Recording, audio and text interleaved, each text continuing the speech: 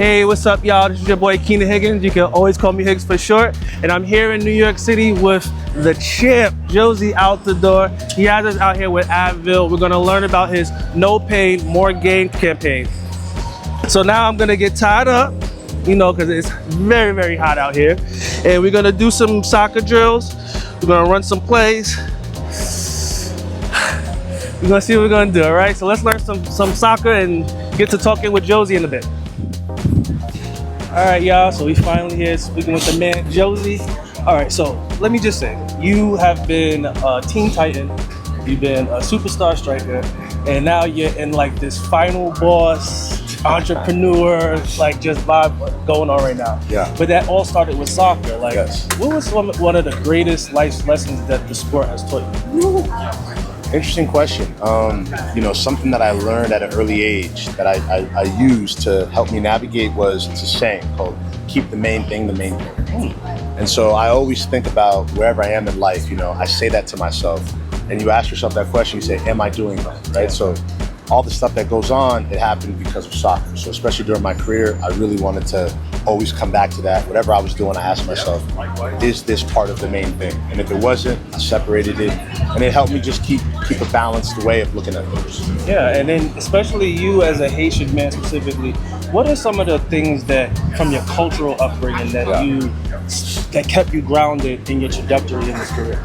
Oh man, first of all, I owe everything to my background. My parents are Haitian immigrants. Shout out to Haiti in the World Cup, first time in a long time. And I think the resilience of the country, the perseverance, it naturally rubs off on you. And any Haitian that I know is a fighter. I'm sure any Haitian that you know is a fighter. Yes. They're resilient, they're joyful, they're humble. And I think all of that describes how I try to attack, you know, my post-career. You know, being humble, being resilient, being patient, but persevering through whatever obstacle comes my way. And so, you know, we're very proud of our roots and where we come from. And I'm so proud of my parents for everything they've been able to do to provide for me. And, you know, in a lot of ways, they're the American dream. So Haiti's definitely a big part of everything that I do and a big part of my upbringing. Yeah, well, I will say thank you for getting us out here sweating today. Yeah, you gotta sweat. Talk to me a little bit about what's going on with you and Advil and this new partnership. Yeah, no, listen, Advil, you know, is obviously a massive brand, and the opportunity to really tailor our messaging to how we deal with strength, how we deal with the stigma that athletes have about playing through pain. And for us, it's about treating the pain at the source and getting yourself in a place where you're physically able to now contribute at a higher level, as opposed to playing through something that can end up worse later down the road. So for us, it's really important to kind of drive that messaging to our pros, to our non-pros, to our young kids, because it affects mental health too. You know, people pushing through that anxiety, that expectation that they have to play through pain. So we're trying to reverse that messaging, and we had a great day celebrating.